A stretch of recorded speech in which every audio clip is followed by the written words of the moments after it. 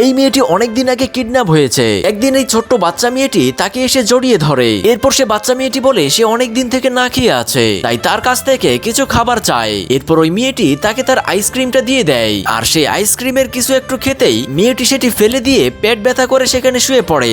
আর তার এমন পরিস্থিতি দেখে ওই মেয়েটির মা সেখানে ছুটে আসে, আর এই মেয়েটিকে এর জন্য সে দোষারোপ করতে শুরু করে। কিছুক্ষণের মধ্যে ওই মেয়ের বাবাও সেখানে ছুটে আসে, আর তাদের মেয়ের এমন অবস্থা দেখে তারা কান্নাকাটি করে জোর করে ওই মেয়েটিকে তাদের গাড়িতে করে নিয়ে চলে আসে। এতে মেয়েটি তার এই কাজের জন্য অনেক ভয় পেয়ে তাদের কাছ থেকে অনেক ক্ষমা চাইলেও তারা তাকে সেখান থেকে অনেক দূর নিয়ে আসার পরে ওই বাচ্চা মেয়েটি চোখ খুলে দেখে, আর সবার এমন আচরণ দেখে সে বুঝে ফেলে নিশ্চয়ই তারা তার সঙ্গে খারাপ কিছু করতে চলেছে। এরপর সে এসে দেখে ওই বাচ্চা মেয়েটি অ্যাক্টিং করে তারা আরো অনেককে এখানে কিডন্যাপ করে এনে রেখেছে। এরপর যা হয় সেটিকে দেখার আগে এই সুন্দর ছবিটিকে মন থেকে ভালোবেসে একটি লাইক করে সাবস্ক্রাইব করুন। এরপর ওই দুষ্ট লোক আর ওই দুষ্ট মহিলা তাকে